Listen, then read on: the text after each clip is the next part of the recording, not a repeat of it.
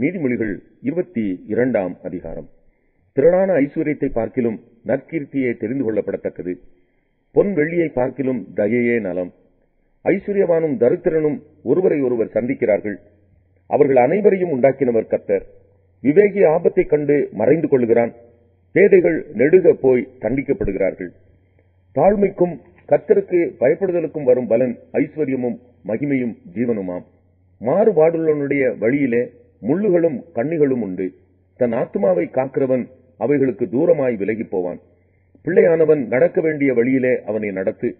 அவன் முதிர் வயதிலும் அதை விடாதிருப்பான். ஐஸ்வர்யவான் தரித்திரனை ஆளுகிறான். கடன் வாங்கினவன் கடன் கொடுத்தவனுக்கு அடிமை. அநியாயத்தை விதைக்கிறவன் வருத்தத்தை அறுப்பான். அவன் உக்கிரத்தின் மிலாறு ஒளியும். கருணை கண்ணன் ஆசீர்வதிக்கப்படுவான். அவன் தன் ஆகாரத்தில் தரித்திரனுக்கு கொடுக்கிறான். பரியாசக்காரனை துரத்திவிடு, அப்பொழுது வாது நீங்கும். விரோதமும் அவமானமும் ஒளியும். சுத்த இருதயத்தை விரும்புகிறவனுடைய உதடுகள் இனிமையானவைகள். ராஜா அவனுக்கு சிநேகிதனாவான். கர்த்தருடைய கண்கள் ஞானத்தை காக்கும். துரோகிகளின் வார்த்தைகளையோ அவர் தாறுமாறாக்குகிறார். வெளியிலே சிங்கம், வீதியிலே கொலையுண்பேன் என்று சோம்பேறி சொல்லுவான். பர ஸ்திரீகளின் வாய் ஆழமான படுகுழி. கர்த்தருடைய கோபத்திற்கு ஏதுவானவன் அதிலே விழுவான்.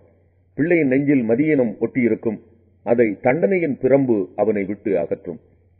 தனக்கு அதிகம் உண்டாக தரித்திரனை ஒடுக்குகிறவன் தனக்கு குறைச்சல் உண்டாகவே ஐஸ்வர்யவானுக்கு கொடுப்பான். உன் செவியை சாய்த்து ஞானிகளுடைய வார்த்தைகளை கேட்டு என் போதகத்தை உன் இருதயத்தில் வை. அவைகளை உன் உள்ளத்தில் காத்து அவைகளை உன் உதடுகளில் நிலைத்திருக்க பண்ணும்போது அது இன்பமாயிருக்கும். உன் நம்பிக்கை கர்த்தர் மேல் இருக்கும்படி இன்றைய தினம் அவைகளை உனக்கு தெரியப்படுத்துகிறேன். சத்திய வார்த்தைகளின் யதார்த்தத்தை நான் உனக்கு தெரிவிக்கும் படிக்கும். நீ உன்னை அனுப்பினவர்களுக்கு சத்திய வார்த்தைகளை மறுமொழியாக சொல்லும் படிக்கும். ஆலோசனையையும் ஞானத்தையும் பற்றி நான் உனக்கு முக்கியமானவைகளை எழுதவில்லையா? ஏழையா இருக்கிறான் என்று ஏழையை கொள்ளையிடாதே. சிறுமையானவனை நியாயஸ்தலத்தில் உபத்திரவப்படுத்தாதே. கர்த்தர் அவர்களுக்காக வழக்காடி அவர்களை கொள்ளையிடுகிறவர்களுடைய பிராணனை கொள்ளையிடுவார். கோபக்காரனுக்கு தோழனாகாதே. உக்கிரமுள்ள மனுஷனோட நடவாதே. அப்படி செய்தால் நீ அவனுடைய வழிகளை கற்றுக்கொண்டு உன் ஆத்துமாவுக்கு கண்ணியை வருவிப்பாய்.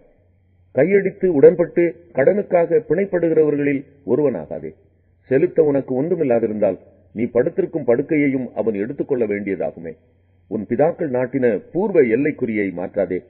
தன் வேலையில் ஜாக்கிரதையாய் இருக்கிறவனை நீ கண்டால் அவன் நீசருக்கு முன்பாக நில்லாமல் ராஜாக்களுக்கு முன்பாக நிற்பான்.